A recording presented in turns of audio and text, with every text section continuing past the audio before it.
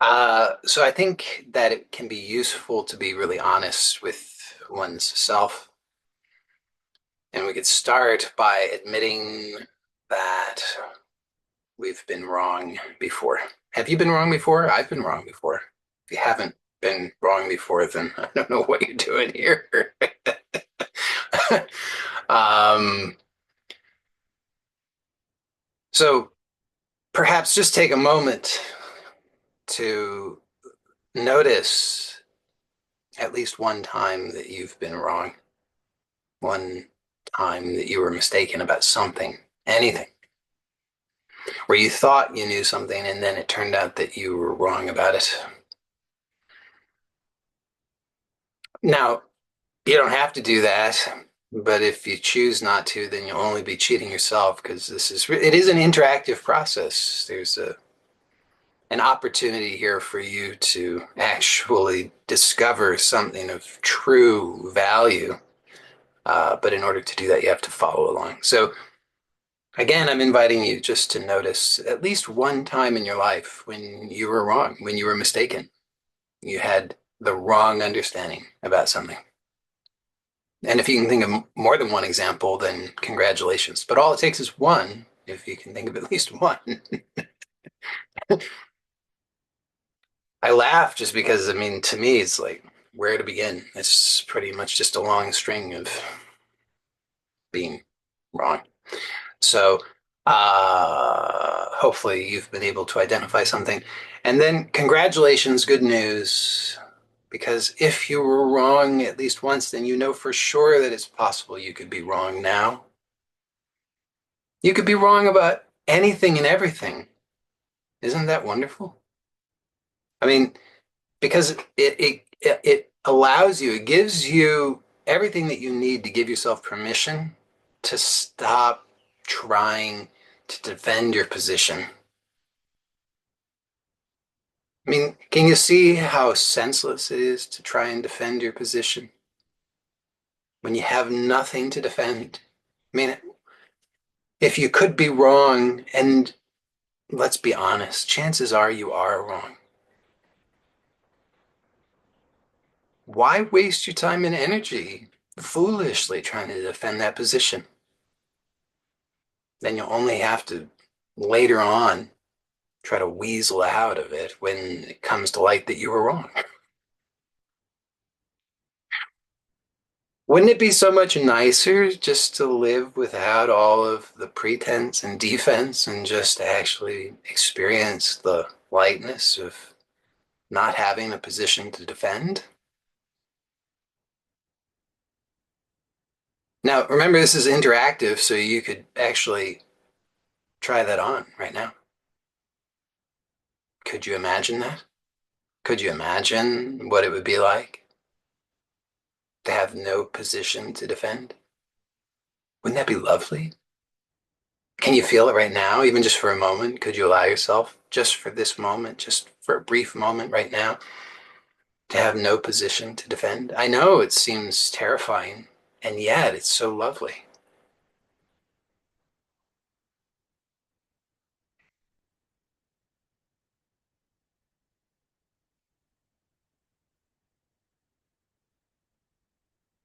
I mean, don't you want freedom? Is there anybody here who doesn't want freedom? And now you know the secret, I hope, because that was it. That was the whole secret. You have no position to defend. That's total freedom. You're absolutely free. Whatever happens, whoever does whatever they do and says whatever they do, wherever you go, whatever happens, whatever doesn't happen, all of it, you have nothing to defend. You're not compelled to react to anything because it's nothing to you. It doesn't mean anything to you. It has nothing whatsoever to do with you. It's not going to offend you. It's not a threat or danger to you. It's just stuff happening. What's the problem with that? Well, then I guess if you really imagine that, then you start to run into those those sticky areas where you say, well, wait a second, what I'm not so sure about this. And then you start to realize maybe that this is all you have problems with in your whole life is just this. It's just those things that you've decided I've got something to defend here. I've got a position I have to defend. I know what's right, what's wrong, what's good, what's bad, and I'm going to fight for it. So this is good news. Um, I would say it's entirely good news. I guess I should have given a warning at the beginning. Can I? I'm not. I'm going to give a retroactive warning now. I guess before we get any deeper into this, if you want to just continue doing things the way that you've been doing in your life and you don't want anything shaken up or upset in any way, if you don't want any kind of uh, challenges to your notions of reality, then please do something different and don't listen to this because this is this is terribly dangerous if you want to continue to do things the way that you have. I mean, not that you won't have the choice, you certainly can. Most people will, but but it would be a waste of your time, and you just have to put in extra effort to try and ignore the things that are at least momentarily perfectly obvious. So you would, if you don't, if you don't want to change, if you really want to just continue to do things the same way, believe in the same way, think in the same way, perceive in the same way, conceive of yourself in the same way, identify in the same way, live in the same way. If you want to do all of that, just watch something different. Do something more entertaining because this is not all that entertaining. I'm sure there are many, much more entertaining things with better looking people doing much more interesting things that would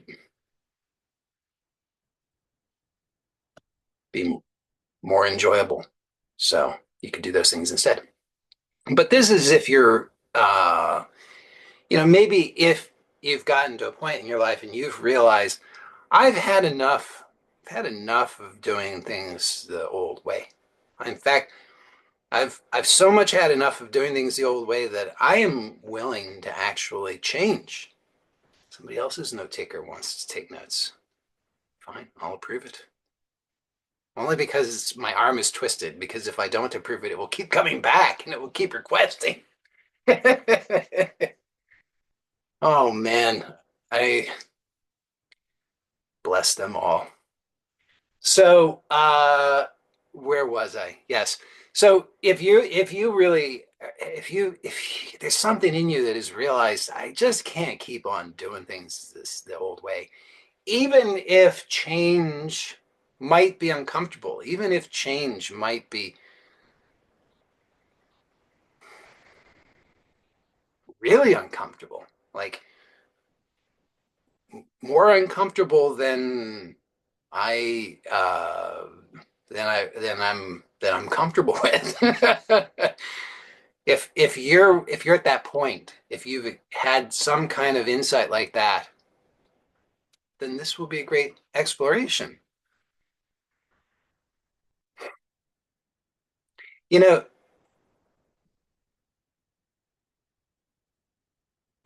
if you think about it, everything that takes form will, at some point, that form will dissolve. Another way of putting this is anything that uh, you can have, you can lose. Anything that you can gain, you can lose. Anything that comes will go. It's the nature of this world is that it's in motion. Things are transient.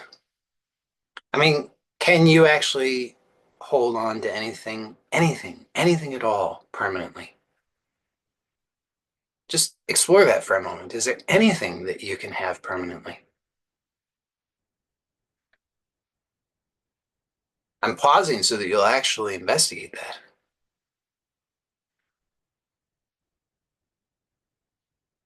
And hopefully you'll see that there's nothing that you can hold on to permanently. Somebody says just yourself. And who would hold on to it? I mean, seriously, if it's just yourself that you can have permanently, who's going to hold on to that permanently? Because if you can have yourself, then who who is the self that's having the self, and what is the self that's being had?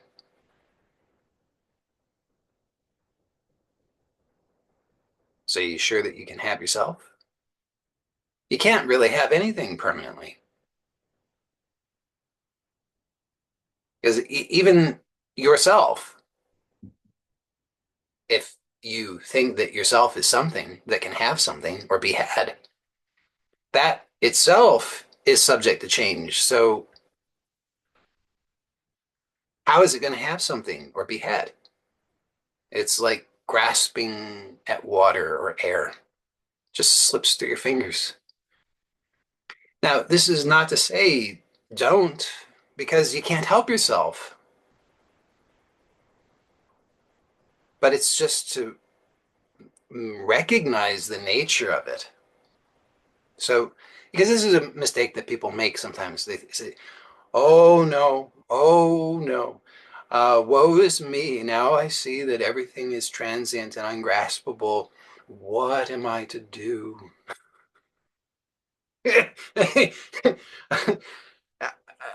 Well, I don't know. It's like you're going to do stuff. Just watch and see. He'll do stuff. And none of it is what you think it is. So, again, back to have you ever been wrong about anything? Yes, of course you have. So, what are the chances that you won't be wrong again? Zero. I mean, you're definitely going to be wrong again. And again, this is liberating because you can be wrong. You will be wrong. It means you don't have to be right. It means you don't have to try to grasp anything. You don't have to try and protect anything. You want freedom, you already are free. You just aren't acknowledging it, perhaps, but you can. Boy, oh boy, have I opened up a can of worms, so to speak, because I know where people go with this stuff. I mean, people go all kinds of places with this. What is it? What are the implications? What does this mean? What does this mean for me? What will I do? Does this mean that I should desire things or I should not desire things? Is desiring things bad? Should I give up all desire? Should I stop trying to do things? Should I this? Should I that? Oh, I get it. I know. Been there.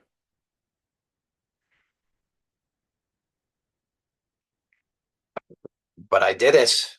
I opened it up. So there we have a can of worms all opened up. Hopefully. I mean, if not, then it wasn't meant to be. So if you're scratching your head and you're like, what can of worms is he talking about? Nothing, this doesn't make any sense to me at all. Nothing's making any sense. I don't get it. Great. Enjoy it. Um, if you feel confused, fantastic. If you feel certain, lighten up. Why do you have to be certain about anything? Are you so sure you could be certain about anything? Again, you ever been wrong about anything? Because you're going to be not only have you been wrong about something, you've been wrong about everything, and you will continue to be wrong about everything. That's just the nature of it. You're going to continue to try to understand, and the nature of the of all understanding is that it is going to be uh, less than complete because understanding is grasping, right? I mean, it's you're trying to grasp something. And if you can grasp something, then it is something that has some kind of boundaries to it, which means that it's not whole, it's bound. Whole would be unbound, infinite, limitless. But if you can grasp it, it has boundaries, which means that it's definite rather than indefinite. It's finite rather than infinite. So if you can grasp it, if you can understand it, you can conceive of it, then you're guaranteed to be wrong. Because what is actually going on here seems to be much bigger than what you can grasp, doesn't it? And what you can grasp is constantly in motion. So what you can grasp now is going to be different from what you grasped before, and what you will grasp will be different from what you grasp now. But most of us are trying to grasp something permanent. And then we want to stake our territory and we want to defend it. This is mine. This is who I am. This is reality. This is how it works.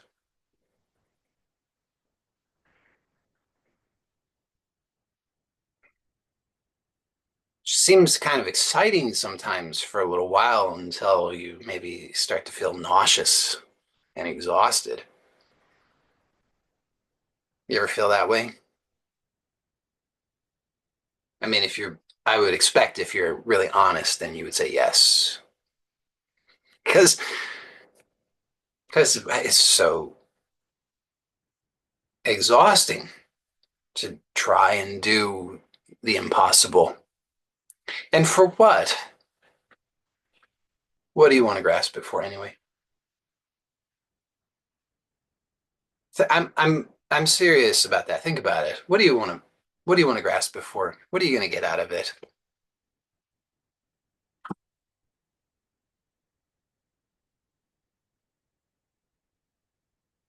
You're going to get what?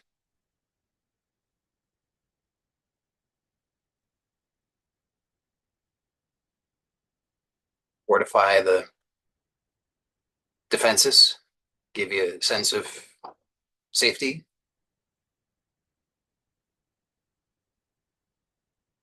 Look at me, nothing can get through.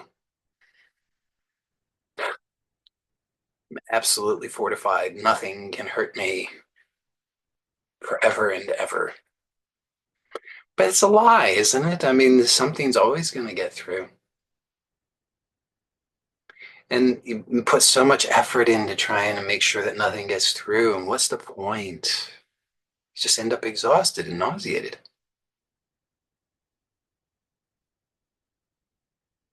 And, depressed and frustrated and disappointed and discouraged and anxious and all the rest.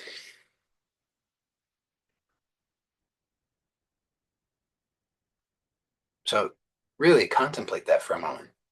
What do you hope to get out of all of it?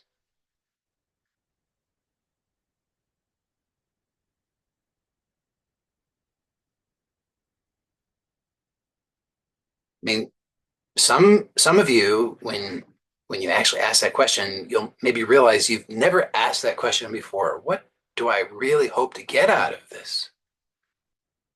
You've never thought to ask that before.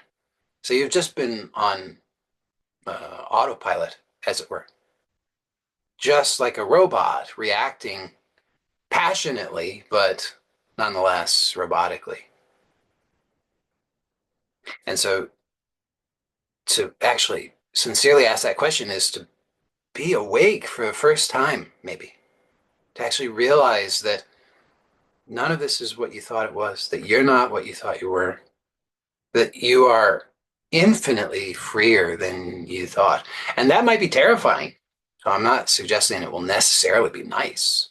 You could experience that in any number of ways. Some people will experience that in a very wonderful way, and some people will experience it in a terrifying way. So there's no limits to that. But that's one possibility is you might realize you'd never asked that question before, and some others of you will realize that you have asked that question before, and then you might have answers to that question. And and if you have answers to the question, then actually just ask the question. So here's the thing: is the point of asking the question is not to have an answer. The point of asking the question is to prompt the looking. So to actually look sincerely. That's what's actually on offer. So many times we think we want the answers, but we haven't actually offered ourselves the questions.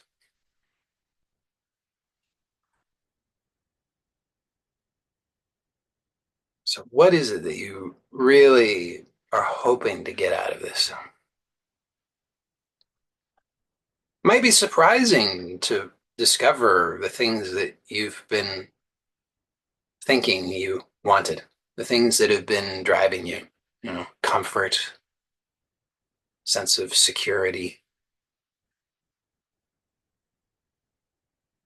maybe a sense of pride, accomplishment, validation.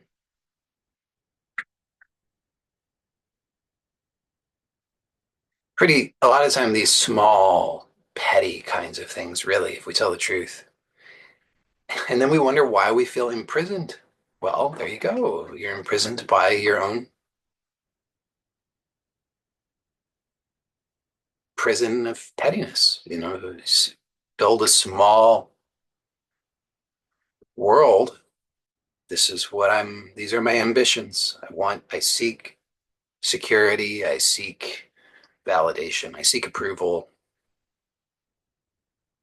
I seek to be right. It's a pretty good recipe for living a small, unfulfilling life.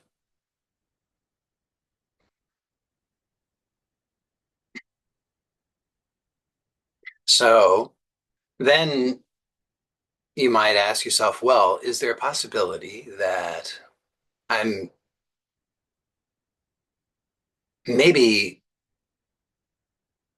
maybe I was mistaken about what I really want? I mean, again, if you've ever been mistaken about anything, you could be mistaken about this. So it's worth sincerely investigating.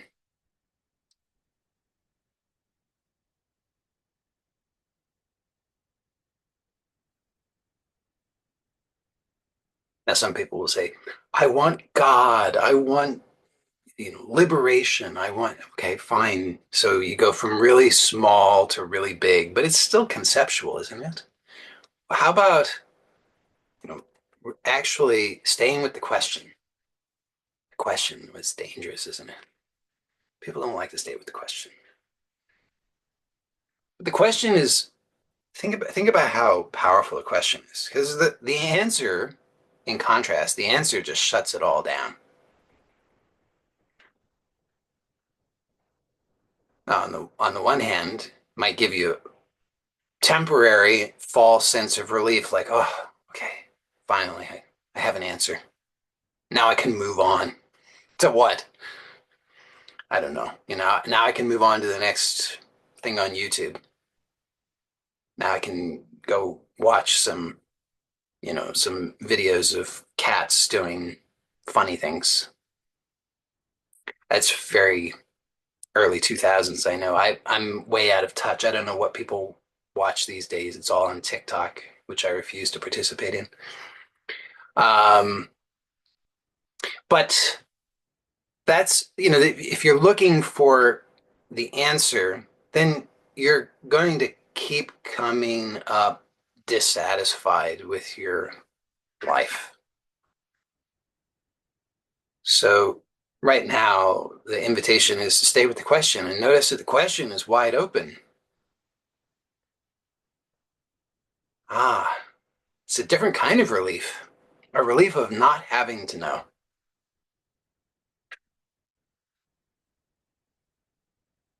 So the false relief of knowing is a way of, it's like a narcotic. Okay, now I can go to sleep. I finally know the answer. Now I can go to sleep. But to stay with the question is a relief because it gives you permission to stay awake,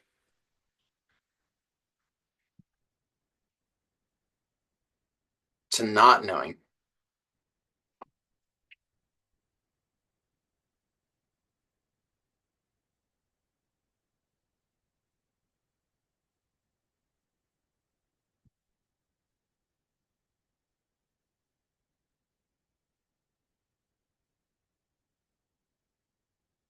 So what is it that you really want?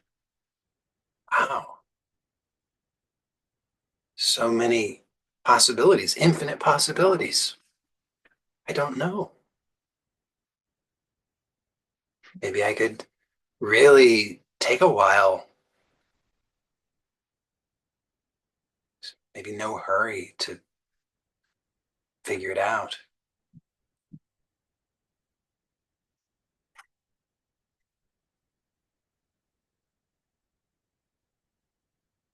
I went briefly to university at one point in my life, and it was kind of a pressure to figure it out. What what am I here for? What am I doing? I gotta declare a major quick. I don't want to. It's pretty expensive not to know what I'm doing. So, but this is not like that at all. This is life is not like that. You don't have to declare a major. Well, this will not make you uh you know, this will maybe make for awkward, possibly interesting conversations at parties if you do parties. But usually at parties it's like, what do you do? Well, you know, I'm the chief geological officer at the such and such institute. Oh, really? That's so interesting. What do you do? Right. So that's the answers, you can tell people about it, but this is what what do you do? I have no idea. Whatever is in front of me, whatever I happen to be doing. Like right now, I happen to be talking to you. I'm breathing. So many things occurring. People won't know what to do with you. You won't know what to do with yourself. What a relief. By the way, nobody should take social cues from me. Uh, so I'm not suggesting that you should do so, but I am offering an invitation so that you can offer yourself permission to be as you are.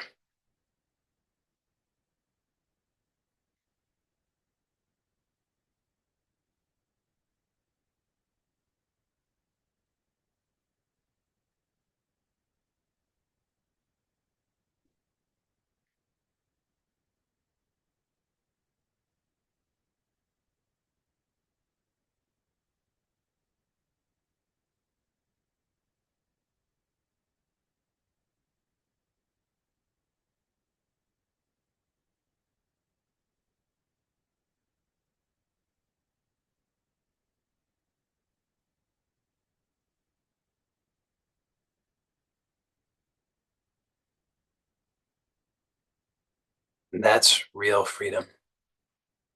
And that's who you are.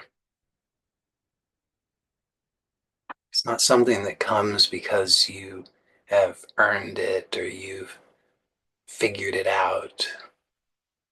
You've done the right things or gone to the right schools or any of those things. It's actually who you are.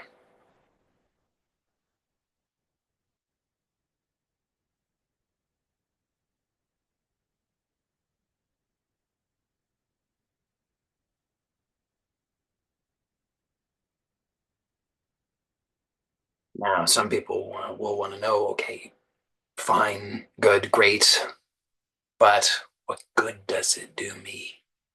They want to know, right? Like, how is this going to help me to get the money?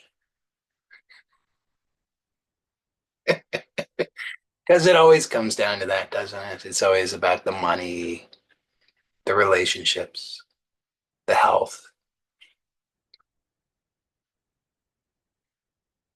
So people say, okay, fine, freedom to be myself, blah, blah, blah. Yeah, yeah. Okay, but show me the money. So they say, I can do this. I can be the question. I can do all that when I'm feeling relaxed, but not when I'm stressed out about how I'm going to pay my rent or for food or whatever. Well,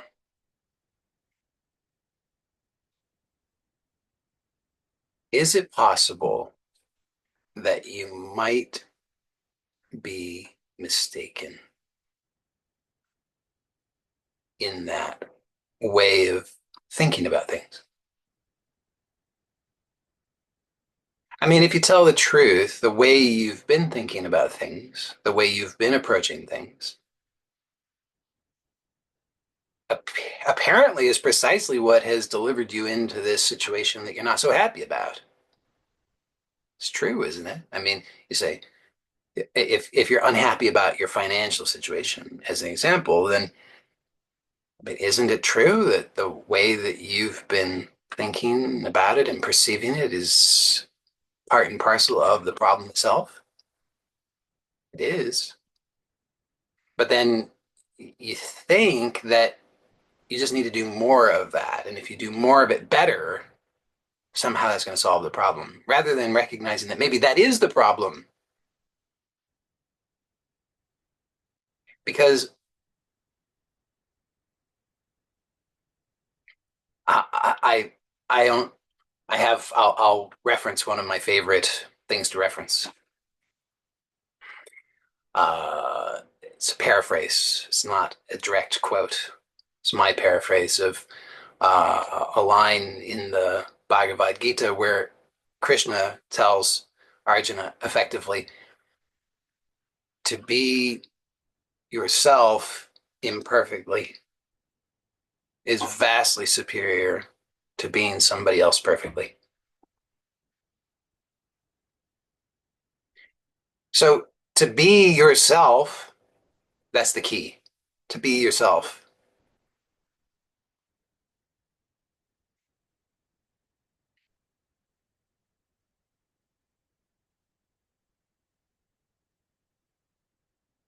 Might it be possible that the problem that you are experiencing or the problems that you are experiencing have to do with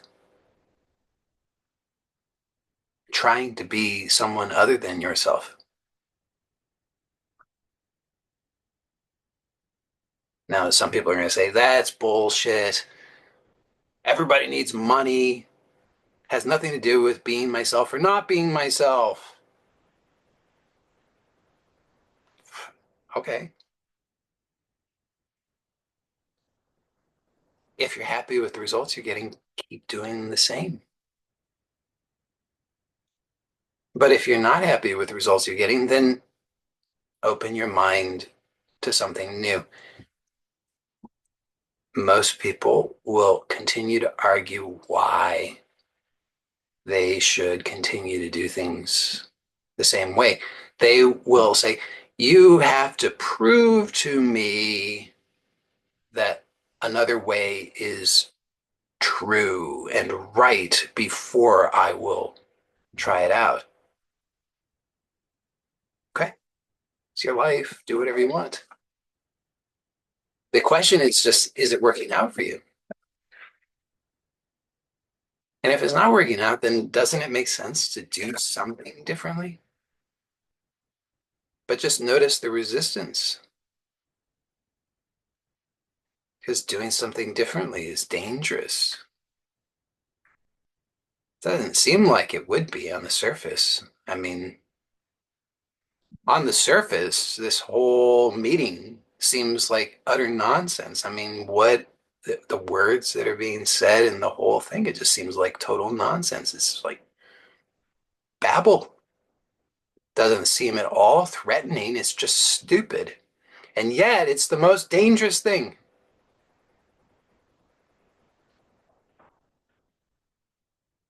which is why most people will forget about it, do something different, misunderstand it, misrepresent it.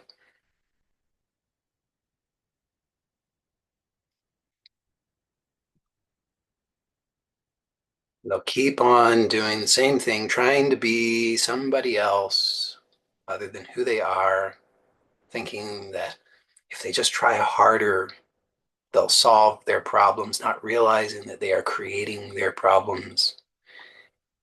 See, the the fundamental misunderstanding is that you think, to the degree that you have problems or you perceive that you have problems, you think that there is something deficient, lacking, missing, wrong, broken, damaged. And then from that position, you set out trying to fix it.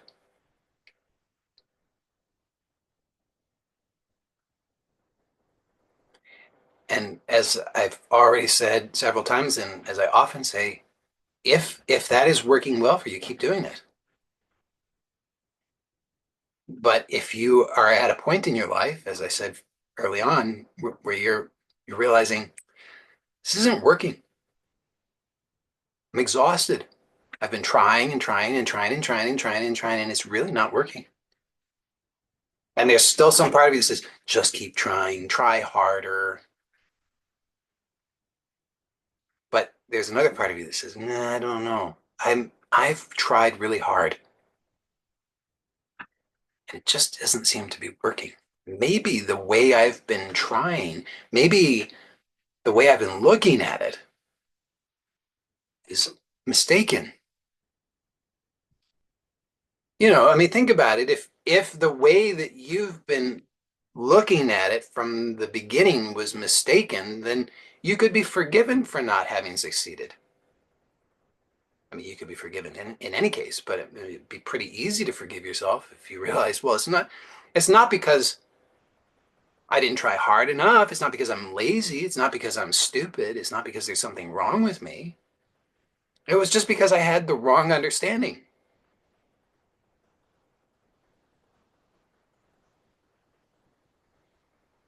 And if it was the wrong understanding, then continuing to try is not going to work, is it? So then, as I say, the invitation is, well, why don't we just open up to the question, the invitation that the question is offering?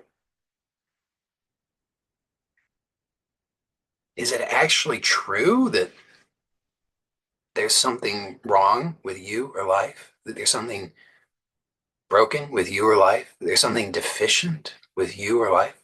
Is it actually true?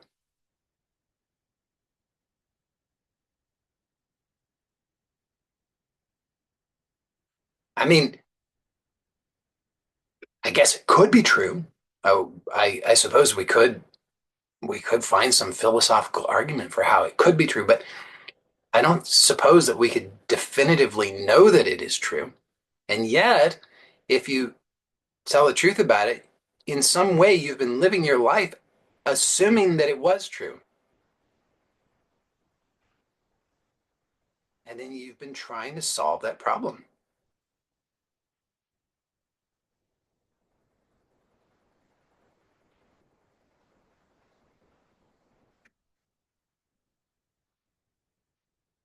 Somebody writes, it's a very interesting comment somebody just wrote. They said, the body can tell you if something is wrong with life.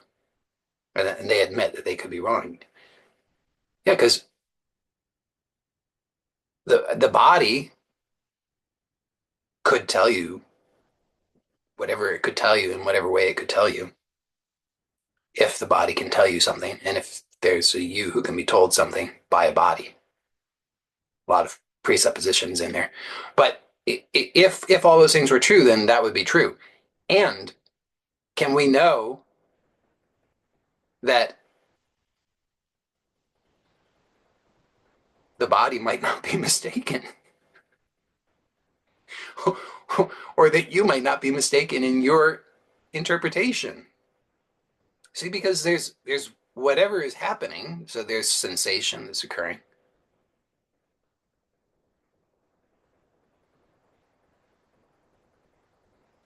And that's more or less what we could really say about it, isn't we? Isn't it? I mean, like there's as far as the body goes, there's sensation.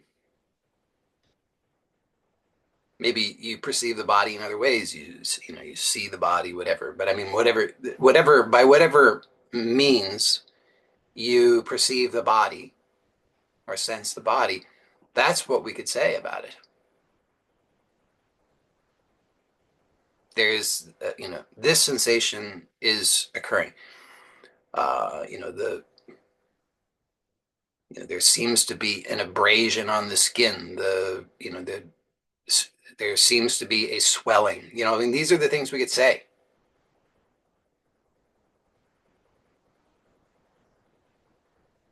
How do you know what that means?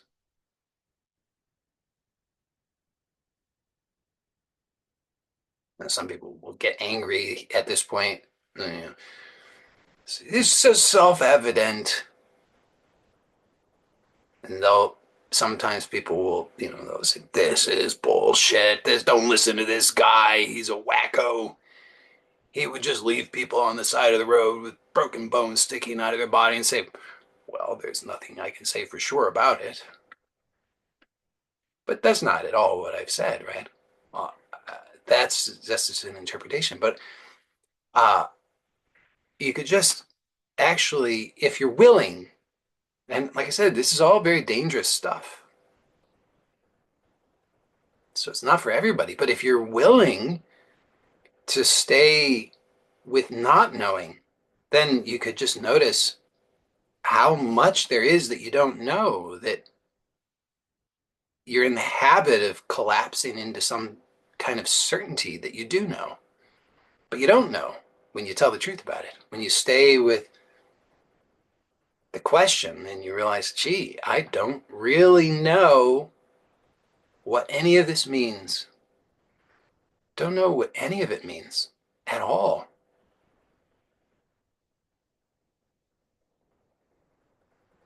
So many assumptions that just slide under the radar normally. I should not have pain. I should be successful in all of my endeavors. I should have, this, that, and the other. I should live for 100 years. I should this and that and the other thing. How do you know? And and you could say, well, it's self-evident. Pain is bad. Nobody wants pain. Okay, interesting idea. And how is that working out for you? Because if it's giving you good results, please keep doing it. I'm not ever arguing that you shouldn't do things that are giving you good results. I'm just inviting you to question the things that may be contributing to you not getting optimal results. So everything is fair game. You can question everything, even the things that you think are self-evident, maybe especially the things that you think are self-evident. Because if you just say it's self-evident, boy, that's odd, isn't it?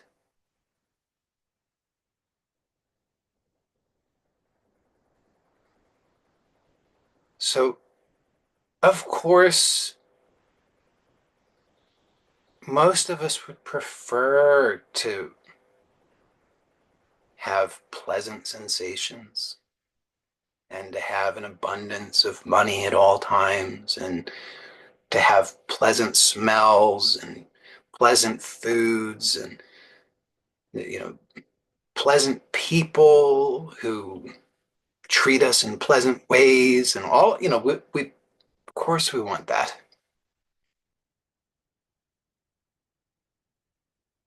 So we think.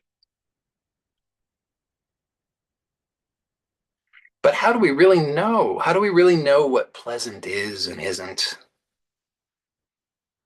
And how do we really know if something is bad or good, desirable or undesirable? How do you really know? So you could fight with things that are apparently happening because you insist, I know that this should not be happening. This is bad. This is not at all what I want. I ordered up money and this is not looking like money at all. I just got I just got a bill for $10,000 that I wasn't expecting. This is the opposite of what I wanted. This is bad.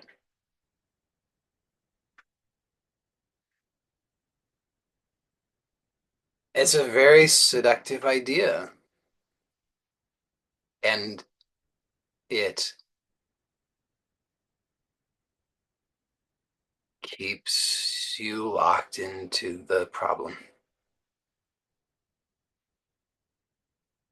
So to actually question in a really sincere way without trying to get an answer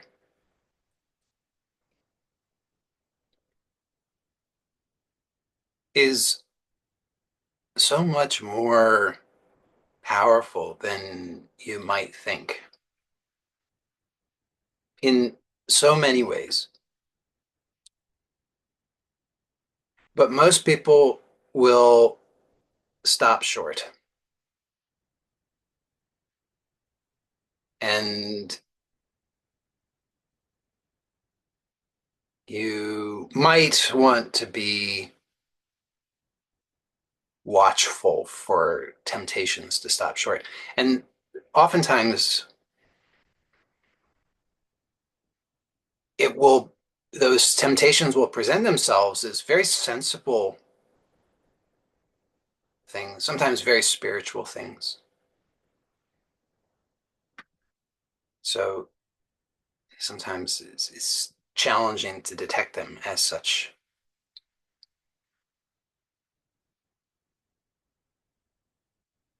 So it takes a lot of self-honesty.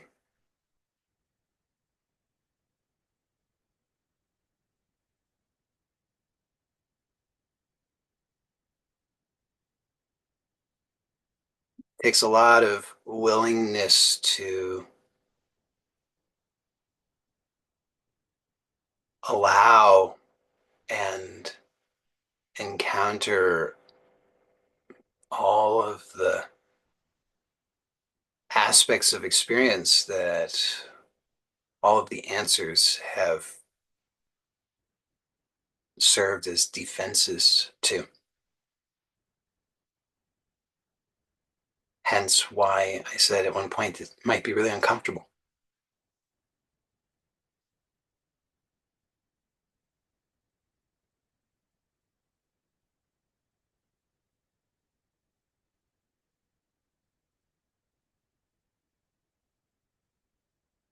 Because, notice all the fears.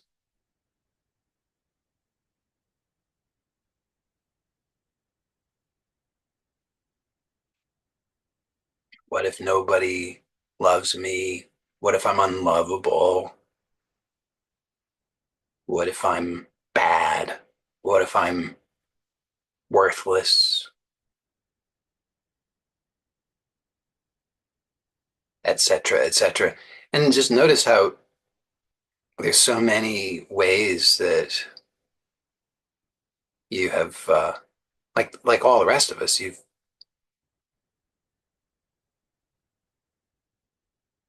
made up all these answers to serve as defenses. What what do they all know anyway? They're not as spiritually evolved as me. I don't really care about other people or what they think about me. And I know all of these really important things. Whatever the defenses are, we've all got our variations on that. To actually remain with the question, though, is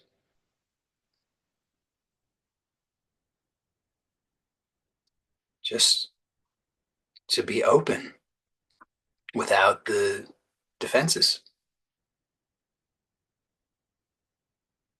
So maybe it's true. Maybe the things that you fear are true. To actually remain with the question is to allow for that possibility. You don't need to shut it down.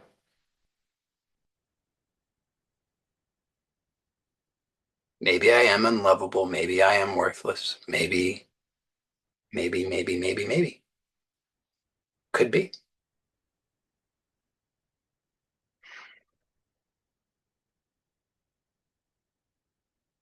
This is not a this knee-jerk reaction to it of I've got to build up my wall, build up my defenses. Look at me. I'm okay. You can't harm me.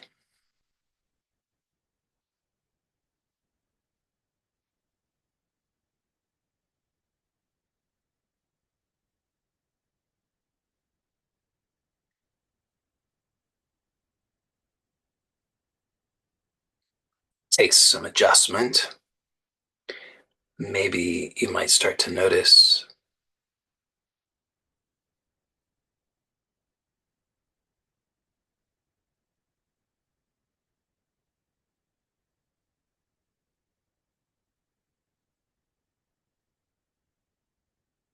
as I said earlier, that it's a different kind of relief.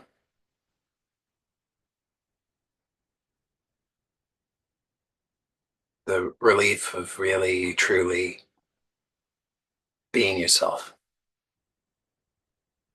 And it's not the like, I gotta be me kind of thing. It's the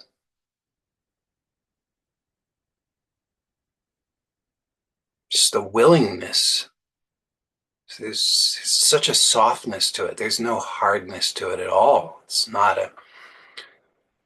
I'm going to plow through life being me, come hell or high water, whether people like it or not. It's not like that at all. It's just this is this is what is.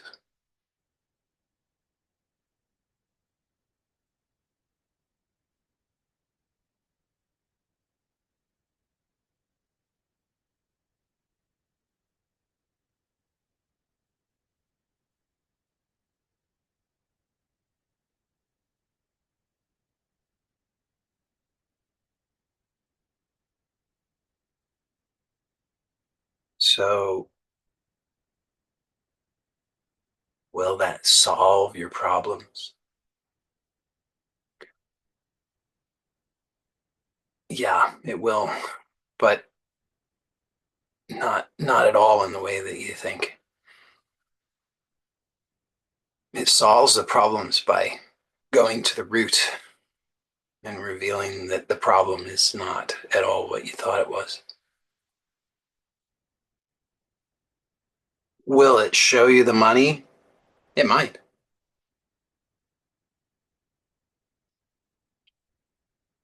Probably not in the way that you thought. So than it's different. Like I said, it's a can of worms. I know people are gonna, it's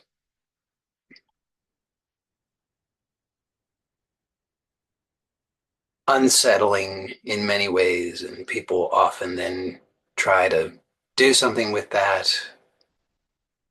They want to know how to fit it into their existing philosophy or whether they should change their philosophy to a new philosophy, and they want to make a new philosophy out of this. And so now invent their new philosophy. And